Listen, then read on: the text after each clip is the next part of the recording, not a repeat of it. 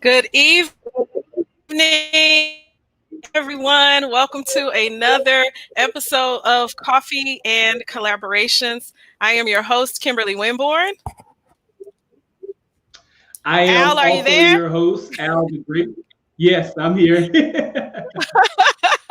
Awesome. I hope you all are ready for an amazing night.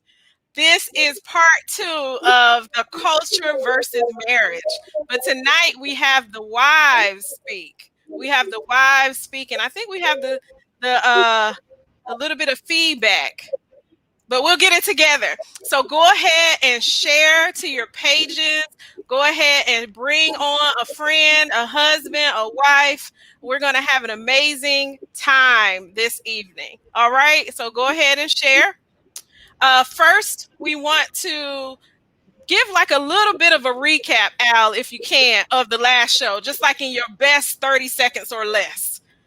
Okay, look, you got me on promoter mode. Okay, so I am all about the culture. I am keeping my ear to the culture. It is my God-given mission to be a counterculturist. Because I think there are some things in our culture that just are not conducive to just humanity in general. And I have seen a lot about just how the culture, in some aspects of the culture, is really not for pro-marriage.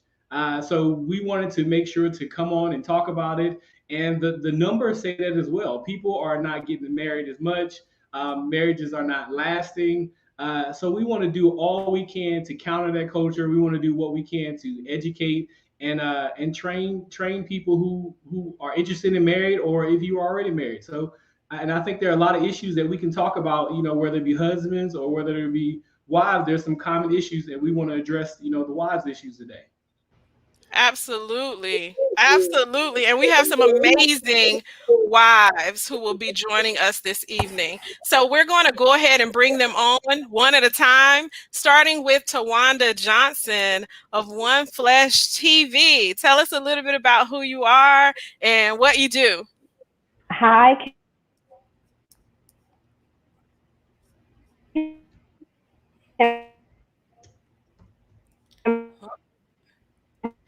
I'm so excited to be here. There's a I'm sorry. little bit of a slight delay. Could you repeat what you said? Absolutely. I am the owner and lead wife coach of One Flesh TV Coaching, and I'm incredibly happy to be here, excited for the conversation. Awesome. We're so excited to have you. Next Thank up, we're you. going to bring up Mrs. Laisha Webb. Please tell us who you are and what you do, and we're excited to have you. Welcome. Well, thank you. I am excited to be here. I am Laisha, as you said. I am owner, founder of an organization called 21st Century Mommy, where we cater to all things mommy, mental health of moms, essentially. And again, I'm just happy to be here, be a part of this conversation. It is necessary. Yes. Absolutely. All right. And then next up, we have Mrs. Diane Taylor. Welcome Greetings. to the show. Thank you for having me. I am a wife, a mom, and entrepreneur in that order. I'm co-owner of Tailor Made Publishing. Glad to be here. Excited to share. I think this is a platform that we don't often have, but is necessary. Thank you so much for saying that. And welcome. And then lastly, we have Ursula Roland. Boom, boom. That was my own drum roll. I come with my music and everything. I love it. It is an honor to join you all tonight. I am looking forward to having a wonderful time with coffee and conversations. You ladies look lovely, and I believe that we've got something to share with them tonight. By profession, I'm known as a technologist, a therapist, and also a teacher. But I am a mother. I'm a wife. I am in touch with your infirmities. And so tonight, I'm looking forward to diving into this conversation, especially around some of the cultural things. There's going to be some controversy that we're going to talk about tonight. So I'm ready. Awesome. Well, it sounds like everybody is ready, and I love it. I love it. I love it. And so let's get started because we don't want to run out of time, right? So let's go ahead and get started. Al, can you take over with our first questions and set us up nicely? Yes, of course. Thank you, and thank you all. Thank you, ladies, for coming. I'm just happy to be a part of this conversation. Uh, so I want to start us off the same way that we did with the husbands. I think it is good to start off with give us your best advice for as a wife. Maybe whatever it is. I know everybody gets that question. What how to make it last. What should they know before they get married? Whatever it is, I want you to give us your best advice, and we can start with Tawanda. Ooh, that's a loaded question. It seems simple, but it's loaded. It is. So I am definitely gonna say that you got to cultivate your relationship with Christ ongoing. Don't come into marriage without it. Don't try to navigate marriage without going deeper. It is just so necessary and so important. And that's the number one. That's at the top. So I'm gonna start there. I love it. Miss Ursula, you want to go next? I would say support your husband, and know what support means to support your husband, because your definition of support may mean something totally different than his. So figure out what his relational needs are and learn how to support your man in season and out of season. When you're mad with him and when you're not, learn how to support your man. That definitely is key. All right, Miss Diane. I would say that the most important thing is that forgiveness is practiced and it is an ongoing thing, not just in your marriage, but every relationship. So I think sometimes we think about forgiveness as a one time event, but to have a successful marriage, you need to have ongoing forgiveness. It's a practice and not a thing. I love that. I love that. Ongoing forgiveness, a practice. I love that too. It's not something that comes easy. And Right, lastly, so what you got LyAshia. for us? I don't know how to follow up these beautiful women, but what I will say is learn who you are before you ever get married. Learn who you are. If you don't know and understand who you are, as an individual, it's going to be extremely difficult to know who you are as a wife. Because you're not only trying to learn yourself at that time, you're trying to learn your husband as an individual and who you are as a unit, as a couple. So learn who you are. Take your time, learn who you are. You're always learning yourself and your spouse, but learn as much about yourself as you can before you get married. I love that. I love that. That's That is good. like I think one of the things I definitely believe, we think about as, in Christian faith, one and one makes one, but I think a lot of times in our culture is half and half. They think make one. So, and that's definitely something I think that's a key thing. So one of the things that I found that is unique for wives or women when we're talking about the culture versus marriage that is different for husbands is a lot of times women have competing cultures. You have two cultures on the opposite end. Both can be very negative, but they're competing against each other, kind of butting heads. An example of that, you got this culture, where women should stay home, wives should stay home and take care of the kids. And then you have the competing culture where they can go to work. You can have it all. So it's two opposite sides of just butting heads. And I find that wives are trying to make their way. Which one is right? Should I be in the middle? Whatever it is. So one of the things I wanted to talk about is this burnout culture. I want to start with that. Often, especially for Black women, I see that burnout culture is almost like a badge of honor. You see grandma, you see mommy. They've been working hard, everything. They want to do it all themselves, want to be independent, don't want to ask for help, but they're still expected to, once they've done all this work, to make it look so effortless. You know, still look beautiful, makeup still on fleek, you know, everything still look good. How do you counter that burnout culture, ladies? So we can just jump in. Yeah, let's Yeah, go there. We'll jump in Okay. when we probably call easier. So I would love to reference something traditional since you went there. And I want to reference the virtual woman, the virtual wife, per se. It's found in Proverbs 31. And one of the things that the virtuous woman comes to the table with is she's not alone. Okay, there's a support system around her, and she's able to adorn herself and do the things that she can because she recognizes that it requires help. And so I have to deal with that burnout piece that you talked about. And with all my super, I'm still a woman. Okay, I take that S off my chest every night and go to bed. Now I don't wake up like this. I did this for this right here. But at the end of the day, I've got a good support system in place. And I think sometimes when we come to the marriage with the mentality that we have to do everything, we got to make up the bed, we got to feed the kids, I gotta go buy the bacon, fry it. No, balance, delegate. Okay. And so there's some wonderful models that we can learn from the virtuous woman. And if we take some time, we'll understand that one person can't do it all.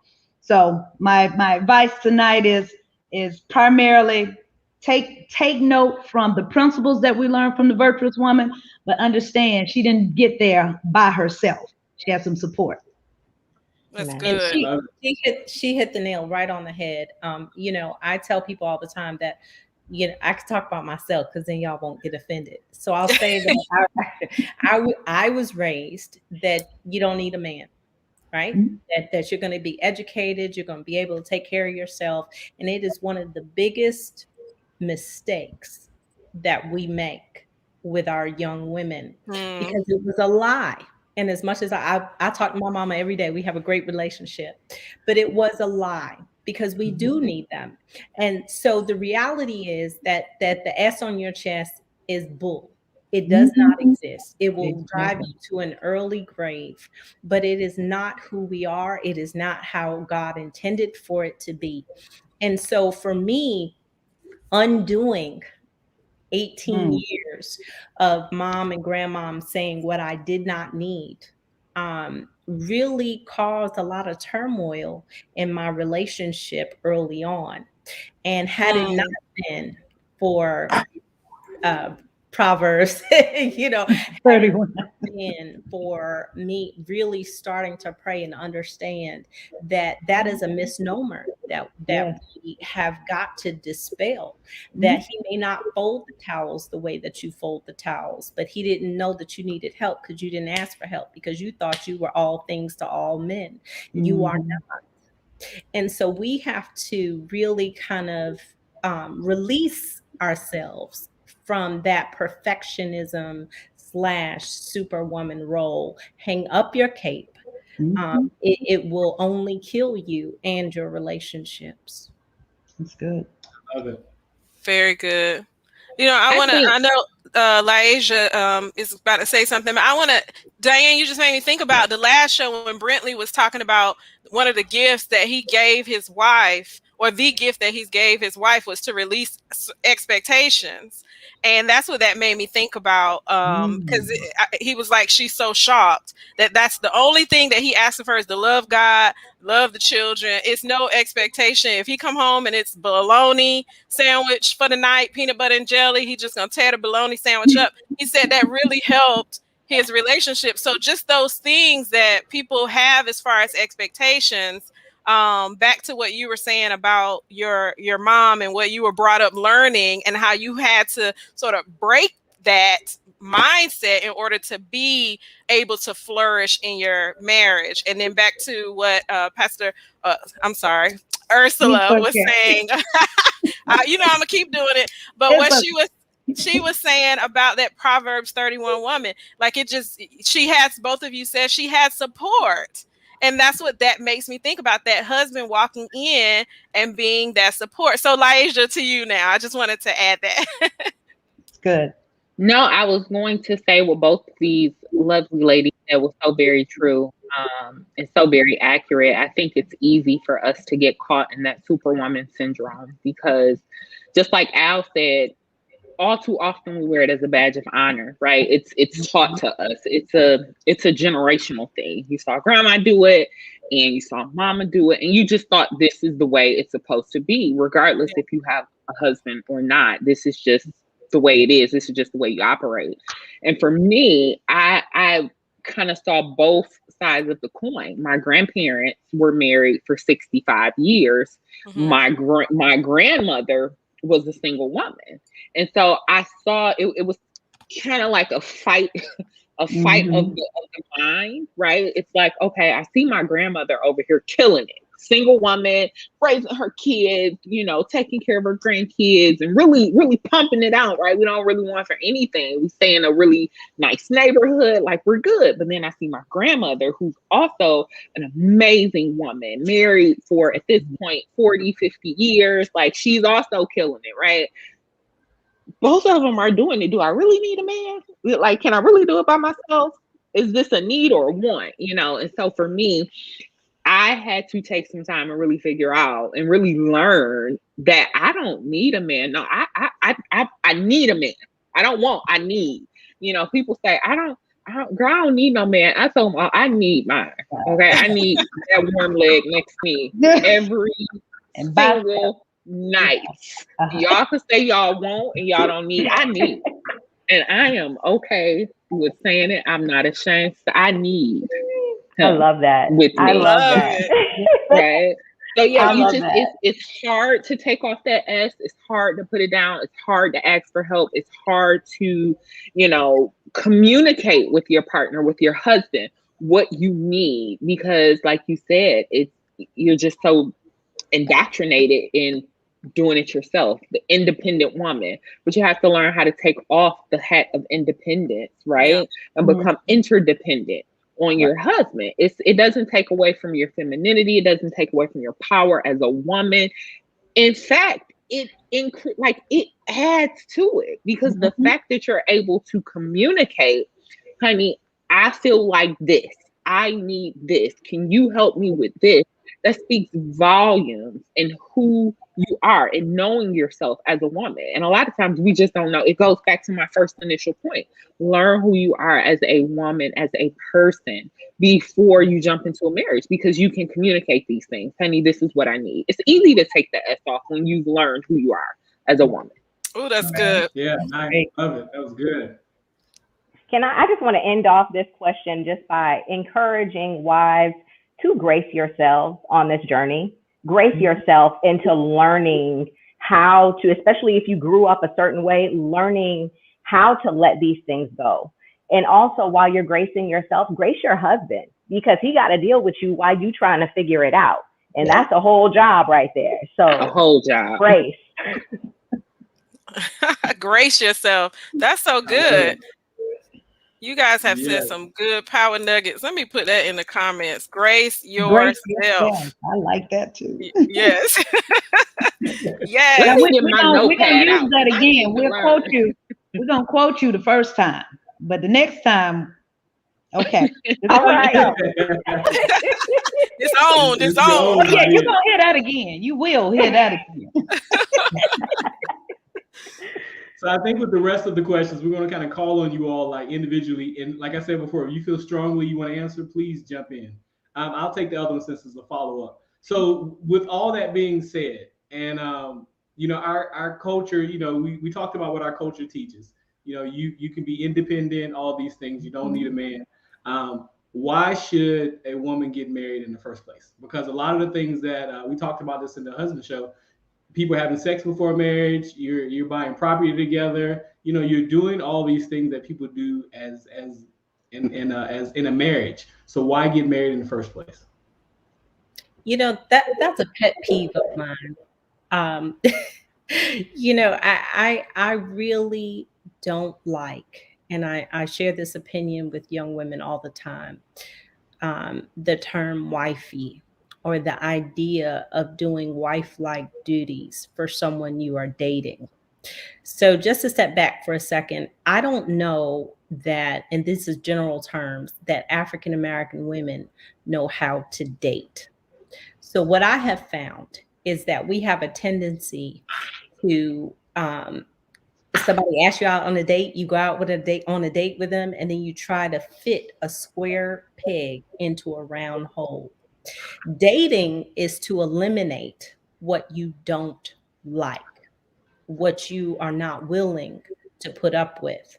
But we have a tendency in our culture to date to marry, and that is not dating.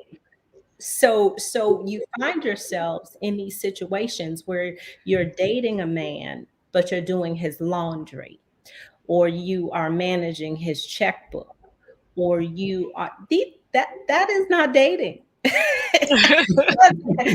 So from my perspective, I think that it starts a step before even stepping outside of the role of a wife, and it starts with the dating perspective. And so you should date to eliminate what doesn't fit, and not trying to make a date fit into your life. Yeah, I that's love good. that.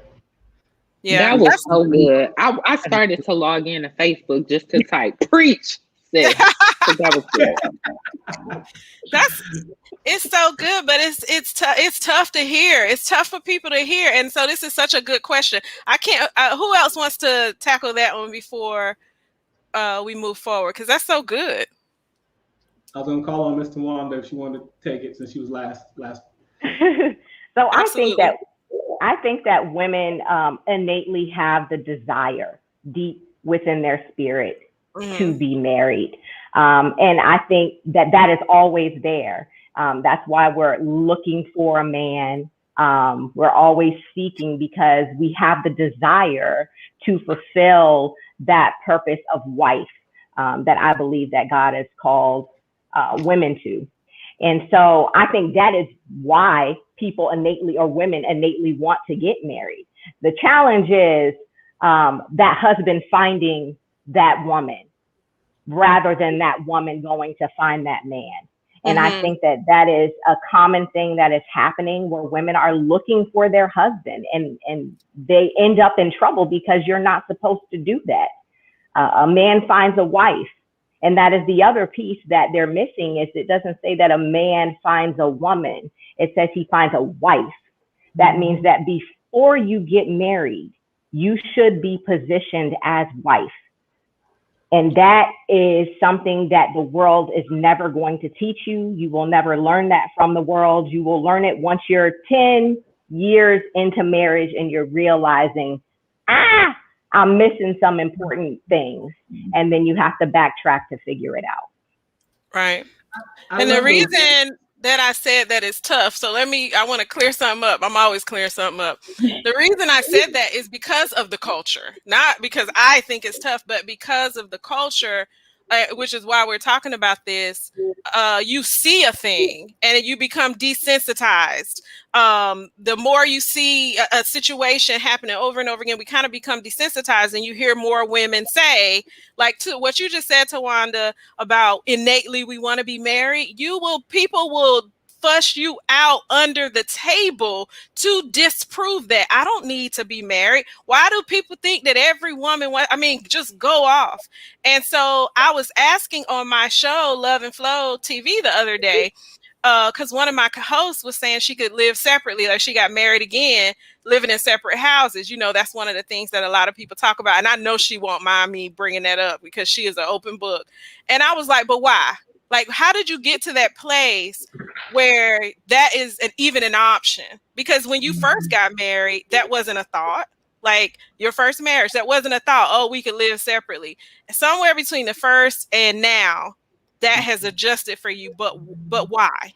And it's the conditioning, the culture, whatever, that when you get through those layers of why, now you at the root of what's happening here. So that is, I'm not saying it's difficult for me, but just, Yeah.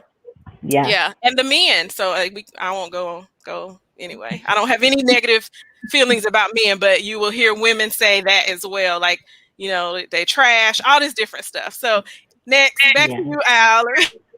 But Can I just jump in 1 second, because I will go ahead. That I do believe, and that's one of the reasons I agreed to do this show, is that I really do believe that Black men and heterosexual couples are under attack. Yes. And so there is not a day that goes by on my timeline where I don't read other Black women speaking negatively about Black men in general terms. And the reality is, and what we don't talk about, right? So we want to go there. If what we don't talk about is bad decision making. Right. And so what we don't talk about, it's a lot easier to blame Black men than it is to say, I did not manage my dating life the way that I should have. Right. So the culture says that Black women are always right. We have an issue with understanding our issues, and it is causing us not to progress in the way that we are supposed to, and not to take our rightful place in this world. I mean, that's just my belief. And so what happens is that we are so anti it. Nobody can say anything about us because we're going to fight to the death. But the reality is that no matter where you are in your relationship, we have to take ownership for the past decisions that we've made. You don't see that on your timeline, right? You don't see, I shouldn't have gone out with Jomo. Jomo already had 2 kids by 2 different baby mamas, right? You don't see that. What you see is the Jomos of the world are everywhere, right? And so this becomes an issue culturally when we can't take responsibility and won't allow ourselves, this is the important part, and won't allow ourselves to be checked. So you have women like on this panel, we're not going to argue with you, as loud, as Plies would say. We're not going to argue with you because we're minding our own business. But the reality is that we have a culture of Black women not taking responsibility for bad decisions. And that's real. I love that. That's great. I think Al, if I could jump in and say one, that's good point. Yeah. I think y'all brought some good points, but I wanted to go back to the role, and it's funny that you went there, because that was actually our next question. Like, what is the difference between being a girlfriend and a wife? Like, so I feel that as a man, that a man is going to know what he wants as a wife, whether she oversteps that role or not into wifey, and she's folding his clothes and doing all this extra stuff. But for a woman, how does she know? Like, how does she know how to, I guess, what is her role? What is that difference when she's dating? Let's say she wants this to go somewhere further. She's looking at him. He has all the good qualities, and she wants to make sure that, she's presenting herself as a wife. How does she present herself as a wife when still being a girlfriend? Let's go to LyAshia. Okay. Presenting yourself as a wife is not necessarily task related, in my personal opinion. That doesn't mean I'm coming over. That doesn't mean I'm cooking your meals. That doesn't mean I'm washing your clothes. It's not task related, in my personal opinion. That's what a wife does. I got married relatively young. I got married when I was 21. And so for me, again, I saw my grandmother, but I never saw outside of that a healthy marriage or healthy relationship. So even though I saw that going into my marriage as a girlfriend or just dating, I knew what I wasn't gonna do. I knew I wasn't cooking. I didn't like washing my own clothes. And I'm gonna add yours to the load, sir. That we're not doing that. Okay. And so I think it all goes, a lot of this, as far as learning how to date, knowing what a marriage is, it's all generational. It's what we see. It's what we're taught.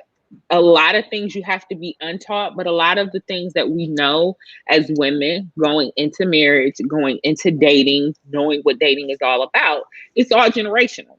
So I think knowing what the difference is, that's it, it's not really a cookie cutter response because everybody kind of handles it differently. Where I'm not washing your clothes. Yeah, you can get a hot meal, right? As my boyfriend, I'm happy to. If I'm cooking, you're eating, right? We're gonna eat, but there are limits, there are boundaries, and I would love to say, this is this is what you look for, and this is what tells you that this is a wifely duty, not a girlfriend duty, right? I would love to say that there's this cookie cutter response, but it's really not because it's all about boundaries. Everybody's boundaries are extremely different. Boundaries nowadays are very fluid. Like, Yes. you know, one person's boundaries is another person, just the beginning of another person's boundaries. So for me, I just knew going in what my boundaries were. So if I would have to say one word to sum it up, it would be boundaries. And everybody's boundaries are different. Like you said earlier, the word wifey, it first of all is disrespectful to actual wives, in my personal opinion. I worked for this. Okay. I worked for this. I put in a lot of blood, sweat, and tears for this. And my husband said she don't wash no clothes. He ain't never lied. He ain't never lied. He is real honest. Sis don't like washing clothes, okay? But I put in work for the title of wife.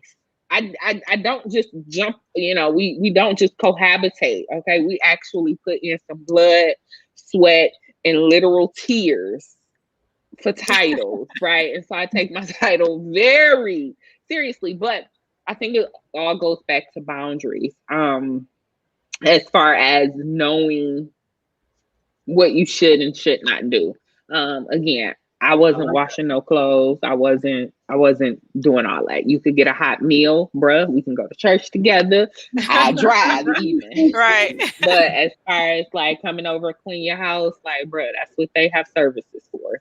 We can look one up in the yellow pages for the internet, but that's not me. I would love to hear from from Ursula on this because you are first lady of so you're dealing with a whole bunch of women and because of your background. So I would love to hear your thoughts on the girlfriend versus the wife and speaking to women about their roles and positions. Well, I think it's all about authenticity. Someone said when we came on, knowing who you are, knowing your worth, knowing your value, knowing what you bring into the relationship, and know what you're looking for, what you're looking to take out of the relationship too, that reciprocity. Okay, so it's always got to be a little give, a little take. I think I'm going on chapter 29 now in my marriage with my husband, 29 years. And over those 29 years, well, thank you. And yes, we have paid a price to be wives. At the end of the day, as it relates to a role of a girlfriend and a wife, I think she's one and the same. I think she is who comes in the room. I think she's who responds under pressure the same way. I think what a man is looking for is some consistency. Okay, so if I came into a relationship as a girlfriend, I am going to be that same authentic, consistent, honest. I'm going to be blatantly honest. And I think it's in Titus 2:5. It talks about being discreet and being modest. Okay. Let them, hey, the way you present yourself. They say the way you go into a thing, you got to be careful because you're setting expectations. And so I happen to be very conservative. Okay. I happen to attract a husband who was looking for some of the same qualities that I was displaying. I don't believe we should try to become something else. I think we should just be our authentic self. And they fall in love with this person that will be the same with makeup on and without it, in season and out of season. So I just try to keep things very simple when it comes to that, not necessarily putting people in role. I do believe that God created us equal. I believe that without a shadow of a doubt. But I also believe that he clearly distinguished our functions. So if by biblical terms, marriage had one major responsibility, one major purpose, and that was to replenish the earth. That was to reproduce, right? And to commune with one another. So at the end of the day, anything other than that, be your authentic self. Because if you fixing this up this year, 20 years later, after you had those babies and stuff stopped falling, you're gonna have to do something a little different. But no, and then he'll fall in love with you. I I love like it. that. Be consistent, like that. You know, we could have a whole conversation about standards and etiquette and all of that. I mean, we don't have the time, but you know, even that, and when it comes to today's woman, and back to what Diane was saying about being uncoachable. I'm going to use that word, Mhm. uncoachable. That's another topic. You know, for the wives. But okay, go ahead, Al. All right, so our culture, I want to say our culture from a young age, we see it in movies, we see it everywhere. Our culture from a young age grooms women slash girls into like sexual objects. Mm. You know, um, from whatever you see on the movies, books, everything. You know, groom them to be viewed as and perceived as sexual objects, especially black women. Mm-hmm. So after, and then also at this, we talk about those competing cultures. You know, you're being groomed to be as a sexual object. Everybody's, you know, the boundaries. Everybody's having sex. You know, have a good appetite for sex. But then on the other side, when they present married women, it is that married women don't have an appetite for sex. You know, that appetite is diminished. And then you see a lot of times where you know, where they do the statistics and couples have issues with sex, and all of it is traditionally put on the back of the women. You know, there's a problem with sex, it's put on the back of the women. Mm. How do I guess what do you think is a healthy sex life for a wife, and what are some tips if they're struggle is there a struggle in that area? Mm. And we will go with who we'll go with Diane. Diane. Okay. Because you know I'm gonna tell it. So I'm gonna tell it. So kind of piggybacking on what I said earlier in reference to generational issues. As far as I'm concerned, sexual freedom for Black women is also generational, in the sense that, you know, good girls act this way and don't partake in sexual activities, and other girls do all of that, right? And so then you meet this guy who you really vibing with and who you really, you know, feel like is worthy of you, but you still have all these mental hangups, right? And again, I'm gonna talk about myself so nobody gets offended, right? And so you have to really work. I had to really work through that, because in my mind there were certain things, based on what grandma said, what my mom said, to keep me safe. So I'm not knocking it. But there were certain cultural things that I felt like I could not do and would not do, because that's not what ladies do. And I feel like it inhibits your sexual freedom as a wife. And if you don't deal with that, I think it inhibits your personal growth and your relationship growth. So, as far as sexuality is concerned, I'm actually this much proud of this generation, for having the guts to have and express their sexuality more than my generation. I'm 46. However, I do think that, just as in everything else that we talked about on what you do with a husband versus someone you're dating, I think that there still needs to be a personal line there, whatever that is, in regards to an individual. But I have come to a point in my life where I realize that the lady in the streets don't have to be in the sheets. And so I feel like, there's some breakdown there of communication early on that can either help you to blossom sexually, or it can inhibit your growth. And I hope that I've answered your question as cleanly as I possibly can. But we have You a better lot keep of it clean. Look, it don't have to be clean. Look, this is salon talk. It does not have to be clean. I like Yeah, that 'cause saying. It brought me back to that saying, a lady in the streets and a freak in the sheets. That old school Yes. saying. So I just want to, if you don't mind, Al, I just want to hop in here real quick and just say that I think a healthy marriage, a healthy sex life in marriage really is heavily determined on expectations and expressing those expectations within the marriage, right? So if, as wife, I don't know what my husband expects going into marriage, I don't know how to fulfill his needs, I don't know how to fulfill those desires, and vice versa. So talking about those expectations as you navigate marriage is extremely important. Mhm. Every day, even. and being willing to grow with the person, which is all marriage is anyway, right? And so we are Mhm. not who, my husband and I, we married when we were 30. So this is 16 years in. I'm a completely different person than I was then, as is he. Yep.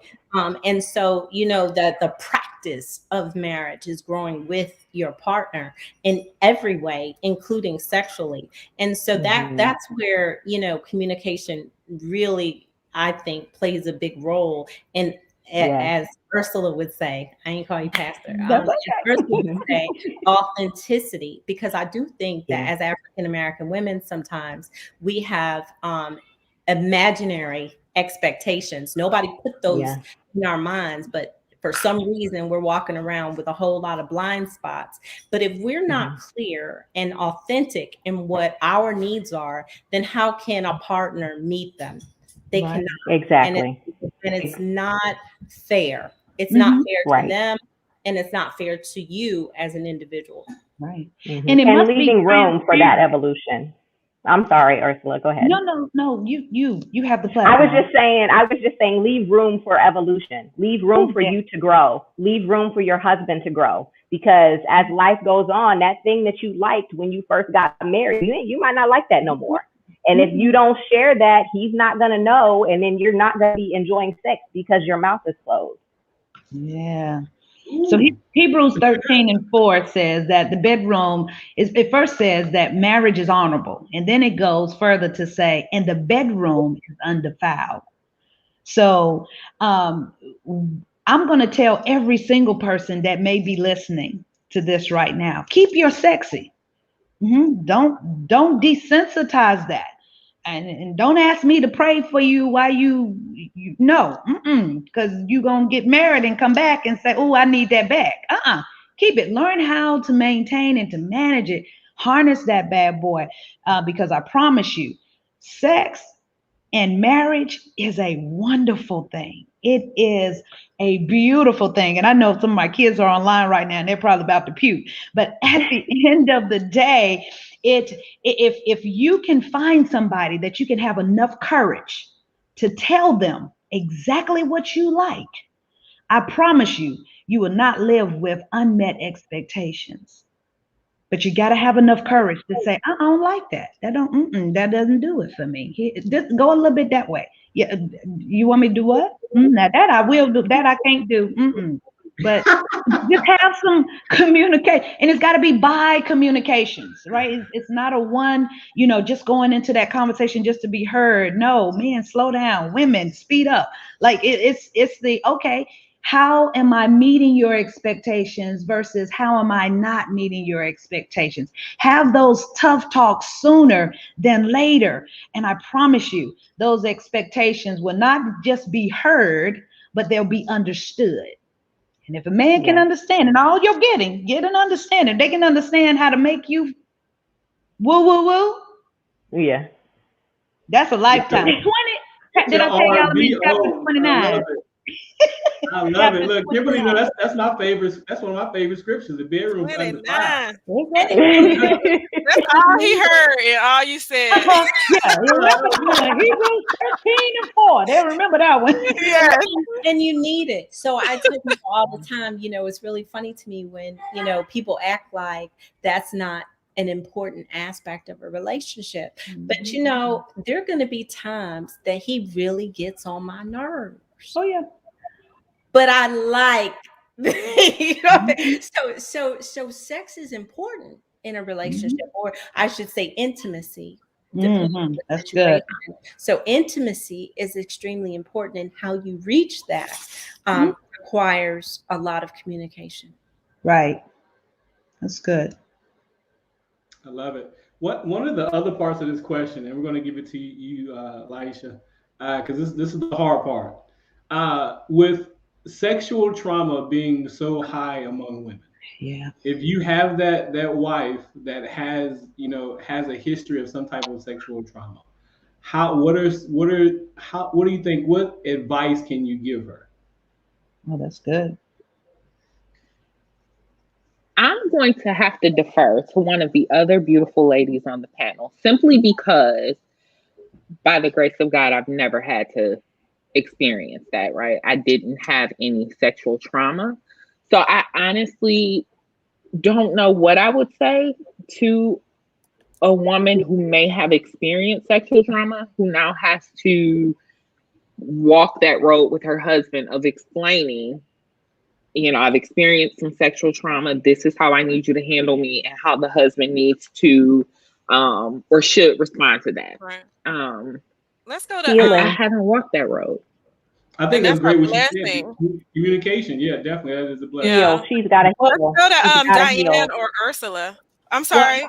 Was I'll somebody say saying this. something? I'll say this: 1 in 4 African American women are sexually traumatized. That's the numbers. And so, being in prevention, I can tell you that just based on the numbers, even on this panel, someone has been sexually traumatized. And so it is extremely common in our culture. However, I would defer back to that particular individual, because it can be men too. And I think sometimes as a culture, we forget that. But we got to fix who we are before we can be good Oh, that's good. in a relationship. And so regardless of your trauma, and we all have some sort of trauma, so even if it's not sexual, it could be physical, it could be emotional abuse, but all of us have experienced some sort of trauma in our lives. And until we deal with whatever that trauma is and sit on somebody's couch and we are authentically who we are and work through our own issues, they will show up repeatedly in any relationship you have, in particular your marriage. And so I say start with yourself. When we have experienced sexual trauma, we need to start with ourselves. We need to first feel okay about the work that we've done to become a whole human being. It is not the responsibility of our spouse to fix us. It is not the responsibility of our spouse to fix us. That is our responsibility. And if we don't deal with it, it shows up negatively in every relationship we have, and in particular in your marriage. And if you happen to be married and you've had some past trauma, you got an advantage because you have a partner that will go through. I love the fact that you said work through your issues, because it's intimate, it's personal. But if you are married, you have an opportunity to partner with that person and go through some counseling, go through some sharing with some other power couples that have experienced those things and who have overcome. But you have an opportunity to start that healing process right in your own home. Save that $275 that you have to pay me to come sit on my and talk to your own husband. Talk to him and let him know I was traumatized. And every time you grab my wrist, it triggers something in me. This is an opportunity for you to now reveal a layer that he didn't have access to when you said, I do. So look at those as opportunities. Yes, I was victimized, but I will not be a victim in this marriage. I love It, that, Ursula, that you said that. I love that you said that because there are women today who are in their marriage who have not shared that trauma with their husband, who are trying to be superwoman, who are trying to hold down all of the things that they have been through because they feel like, oh, he's gonna look at me differently. I'm not gonna be the same woman he thought I was if I share this. And that is a lie, and that is bondage. And I Right. encourage every woman to come up outside of that and be vulnerable, be transparent with your husband. If you're not going to be transparent with your husband, who are you going to be transparent with? Who are you going to be vulnerable with? So I encourage those ladies to do that. if I could hop in really quickly, because I know a lot of times we talk about sexual trauma, not a lot of times, but I know that that's a topic of discussion in our marriages. But I think one of the traumas that we don't talk about often or enough is emotional trauma, which is heavy, which is extremely heavy. Now that I can speak to, I think emotional trauma can be just as traumatic. It can be just as daunting of a task to heal from. It can be just as heavy of a road to walk Oh, absolutely. as sexual trauma. Mhm. But I think that's something that we just don't discuss enough. It's one of those taboo things. Like counseling, period, in our culture is taboo. What is counseling? We don't talk about our issues. We don't discuss that. That's our business, which is why so many people need therapy, because our business has stayed our business, has stayed our business for generation after generation after generation. And we're trying to internally deal with traumas, be it sexual, emotional, physical, and we don't talk to people when we really need to talk to someone. So those emotional traumas are just as heavy. And I didn't want that, since we're dealing with traumas, that conversation of traumas, I didn't want that trauma to go unrecognized, because I feel like it weighs heavy on marriages as well. Because now I have to discuss with my husband how I need him to talk to me, how I need him to handle my heart, how I need him to hold me or coddle me. I have to discuss these things with him and be in a healed enough space and place to effectively communicate that with him in a way in which he understands what I need from him. So I thought it was important to bring up the emotional trauma as well. That's my piece. I think that's something that all of us should be talking about, because everybody's coming with some type of emotional trauma. Men and women, everybody's gonna come with something. So it's definitely we don't use that. We don't like that word vulnerability or counseling or anything. And one of the things I like what you said, Diane, is about looking for somebody to fix you. We are still in that pretty woman culture where you gonna meet that Prince Charming and you think he's gonna make it all better and like will fix me. We still have that. It's still in the Disney movies, like, so we still have that.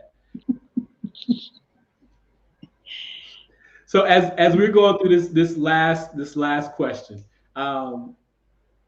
this is something I think I've started to hear more women and more people talking about this. But I'll give you guys a funny story. It has been my mission to challenge the culture, be a culture counterculturalist for a while. And I had this conversation at work, and this is with mixed group. It was with white women, black women, married men, everybody. And when I say these women wanted to cut me, like all of them, they really wanted to. I didn't think I was gonna be able to make it home, y'all. So talking about submission, that bad word submission.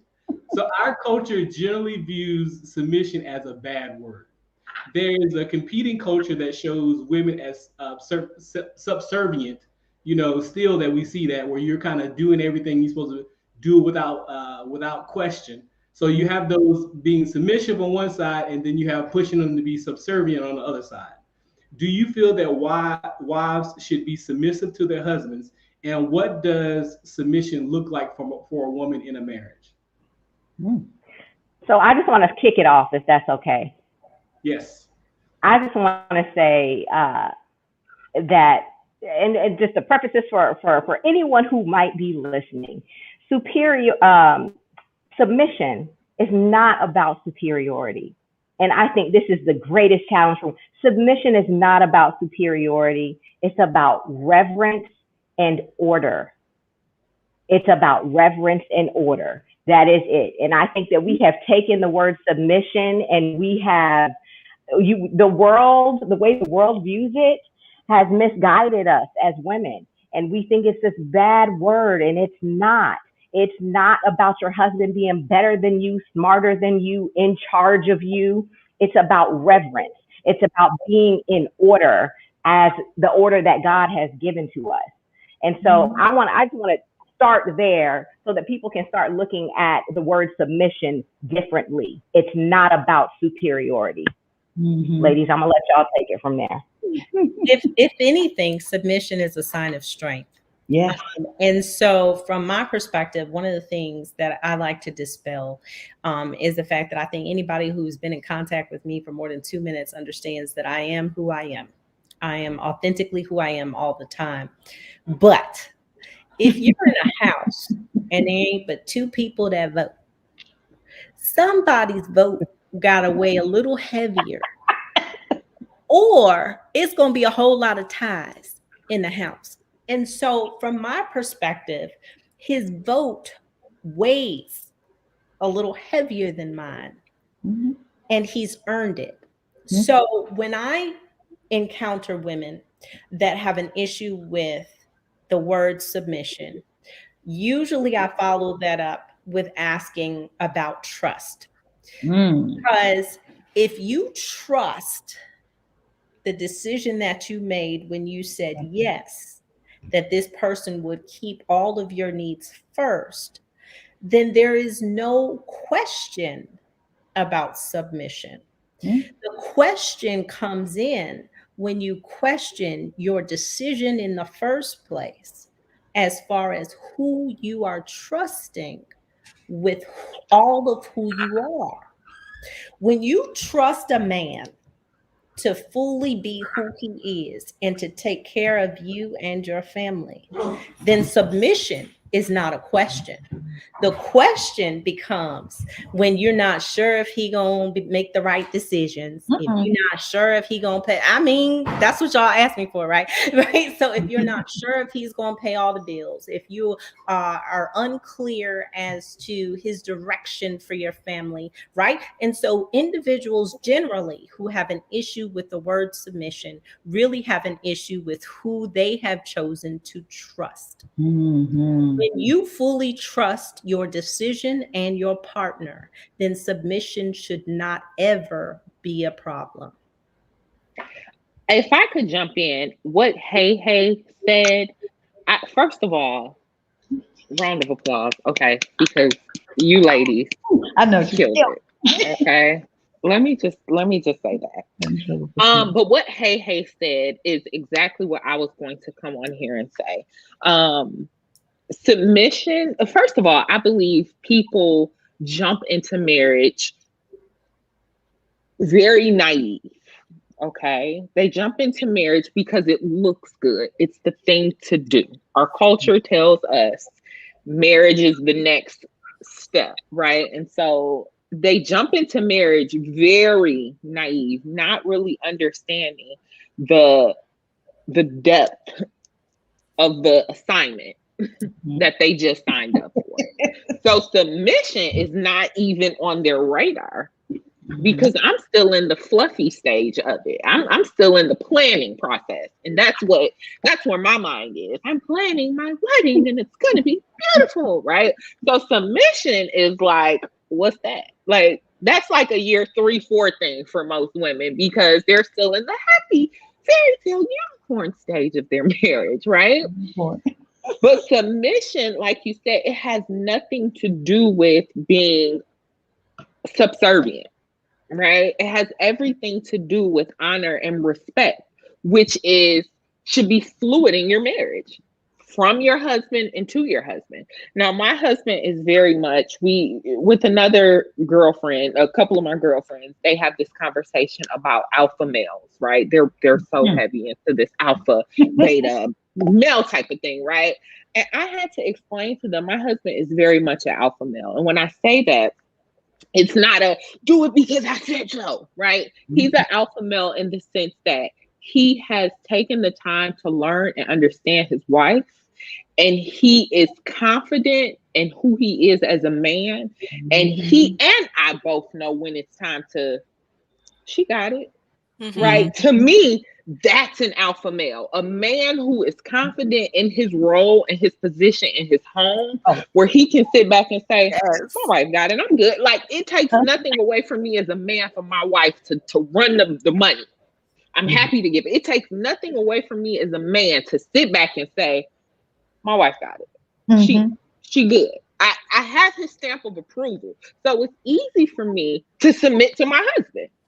Because it's so fluid. He has played his role as my husband so well that I can now play my wife as my role as his wife well. Now that didn't come in day one, that didn't come in year 2, 3, 4, or 5. It takes time to get there. But now we're in a place where, again, his alpha maleism, okay, I just made that word up on the fly, but his ability to be an alpha male, his alpha maleism, is so, it's just comfortable. So submission from both of us. If I make a good decision, he'd be like, you know what, honey, you right. That's him being submissive and sitting back and being okay with me making a decision. And a lot of times, a smart man and a smart woman will realize what submission is all about. And again, like you all said, like you ladies said, it has nothing to do with being subservient. It has all to do with respect and honor in your marriage. And when you know your role as an alpha male, as an amazing, strong wife, submission is, it comes with the territory. It's easy. It's easy like cooking Sunday dinner, right? You don't even think about it at some point. You just do it because it's easy. Your spouse makes it easy. And my husband is clapping and hands up. Hi, honey. You over here getting brownie points. Right. Hey, work every platform. I'm not mad at. Go upstairs. What we talk about, that undefiled bedroom? Lord, what did y'all set me up for? I was gonna say that, Laisha. I was like, you gonna go upstairs? He gonna be in one of them Fendi outfits. What y'all done set me up for? Look, I'm nervous for his next comment.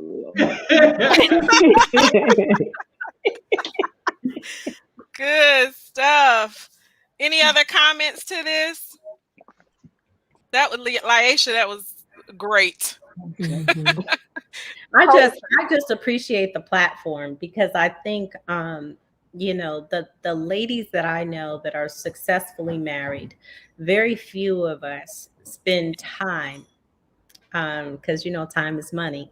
So very few of us spend time talking about the success of marriage. And not because we don't want to, but because kind of going into what you were talking about as far as another conversation, I'm not going to argue with folks that ain't been where I've been.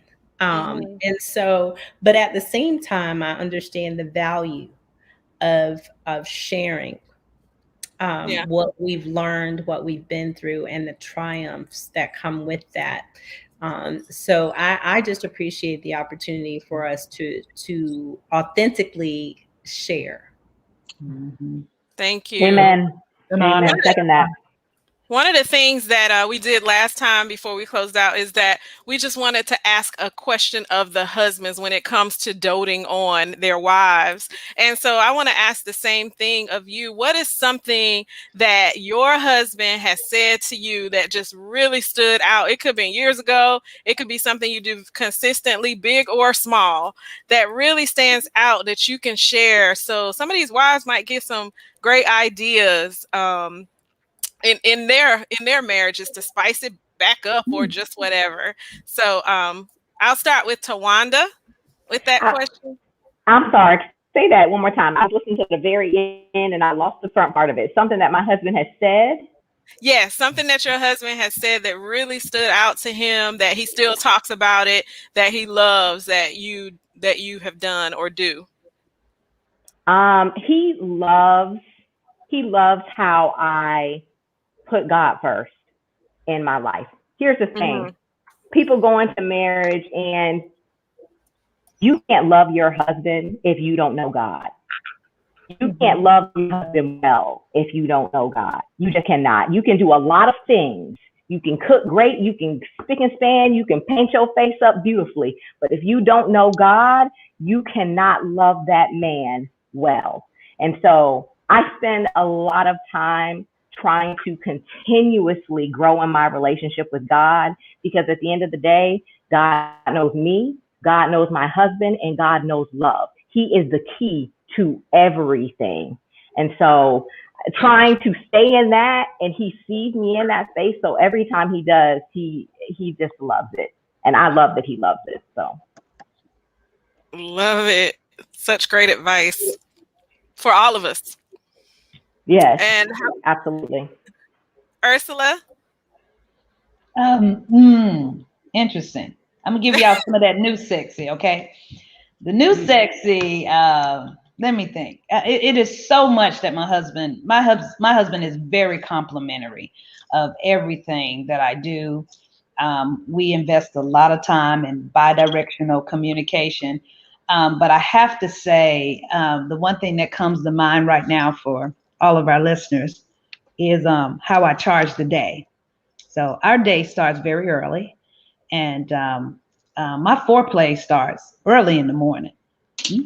Yeah, I need him going home. I need him going to work with what I said on his mind. So when Peaches come, he hear what I said. So I have to believe that new sexy is how you start your day is complementary to how you finish it.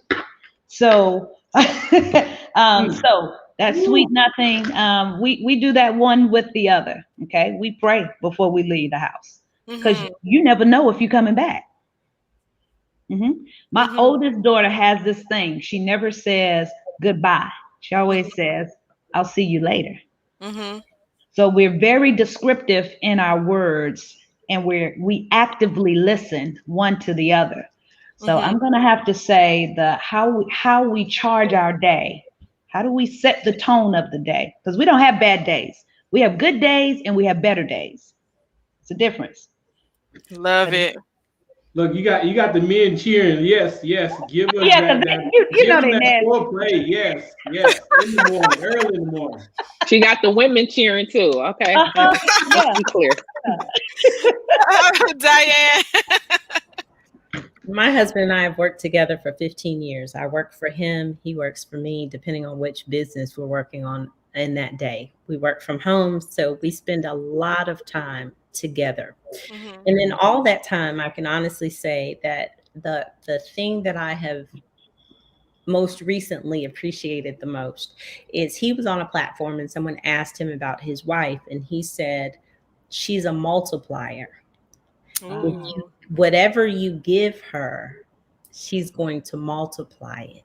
So, and I had a t-shirt made, y'all. I was so excited. I was like, that's right. That's her.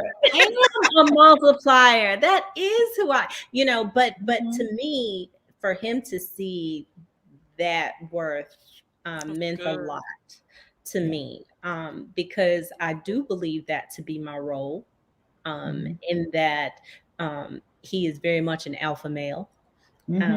But as long as he can remember that I'm a multiple, I'm gonna take it, we gonna make it better, then we good.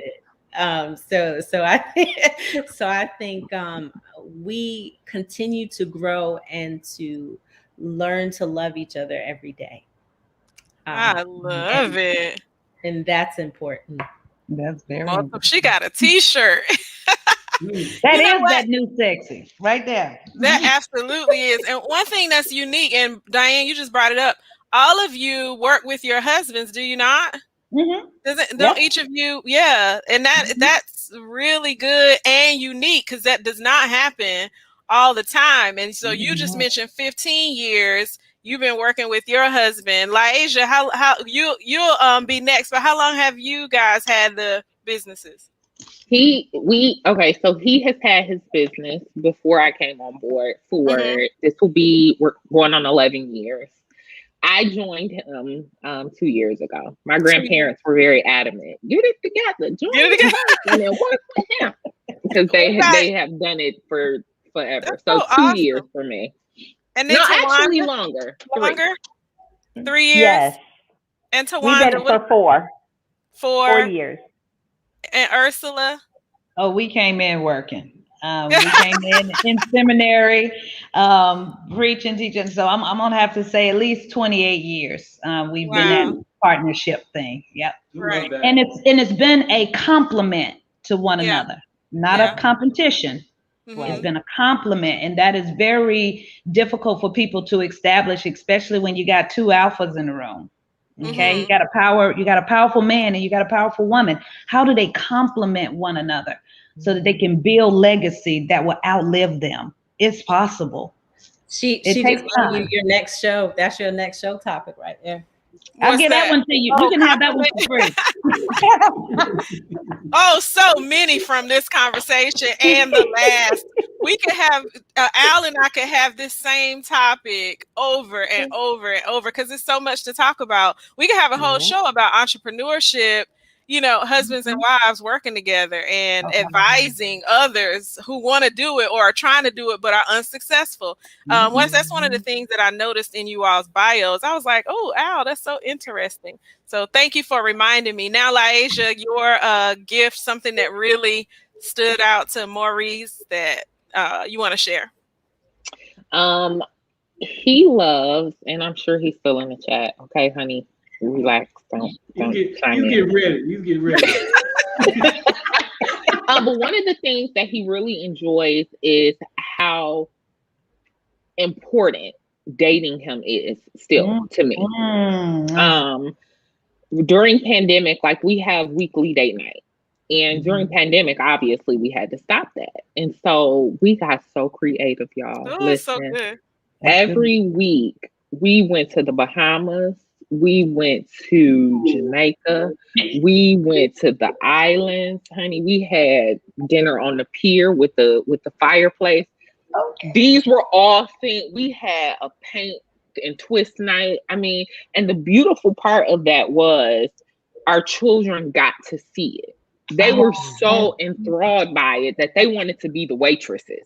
Mommy, can we serve you guys? Like, can we plate the food? Can we help you set the room up? Can we help you? And I mean, he just loves how I still enjoy dating him. Like I make it listen, every week.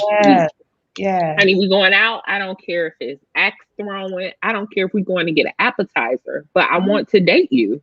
We're 15 years in.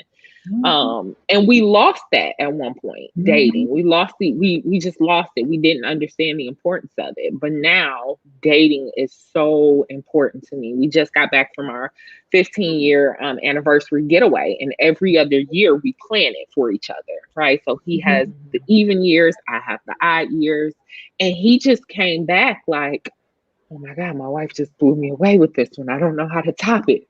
Because dating him is very important. I want to treat him like my boyfriend when it comes to that. I don't ever want to lose, get comfortable.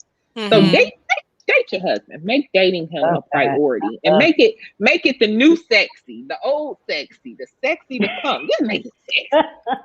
I love it. I like that I love that so much that you said that, because I think like a lot of women view men as like they don't want the romance.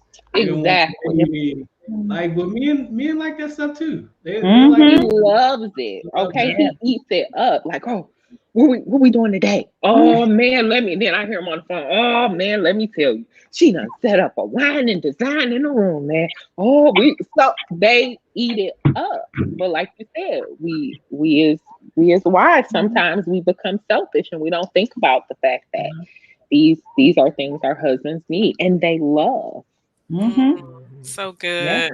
Yeah. So good. Oh my gosh. Thank you so much, ladies. So much for joining us this evening. It has been so good. Al, you have any closing remarks or anything you want to say?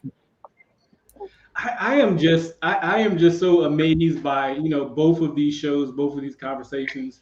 I feel like with both shows we had so many awesome nuggets that were passed down with so many years of wisdom and things that you think you just don't think about as a husband and wife. Well, the culture normally doesn't think about.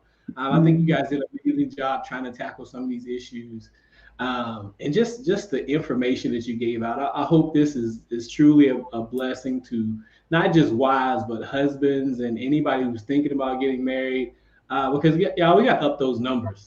We have to up those numbers. This is a foundation of our society. I feel like marriage. We got to up those numbers, and we have to increase those numbers where people are staying together. Like we're seeing this so often, where people have been married 16 years and they're done. Like kids gone. Okay, I'm out. Like I'm going to Aruba. You go about your business. Like so. We got to work on this marriage thing, and I think this was awesome. I appreciate it so much. Absolutely. I want to be sure that everyone is sure to follow these ladies. If you've been watching the show, you've seen their information scrolling across the screen, so you can easily go back. It'll be live on Facebook, and you can rewind and make sure to follow these ladies. They have a lot of great things going on. They're absolutely great examples, which is why of being a businesswoman and a wife, which is why we invited them, the wife portion. But if you can get some nuggets in your business too, go ahead and do it, right? But we are so excited to continue this conversation. At some point, I'm sure we'll have another show. I know we want to bring husbands and wives together on a show. Back to what we were saying before about this could just continue on. So hopefully you all will be available if we call you. We truly appreciate you for joining us. And anybody that wants to be a sponsor of any of our shows or be a guest on any of our shows, please reach out to us at info@coffeeandcollaborations.com. It's scrolling across the screen as well. You can follow us on all social media at Coffee and Collaborations. Makes it pretty easy. And then on YouTube at Coffee and Collaborations Media. So make sure to continue to check us out, follow us, share it with a friend, and replay this show. It will be available as soon as we end, like within 2 minutes or something. So you can replay it today, tomorrow, because there were some great nuggets, and replay the husband show because there were some great nuggets there too. Thanks once again for joining us. You all have a blessed evening, and be sure to remember that the coffee is optional, but the collaboration is essential to your win. Have a great night. That's awesome.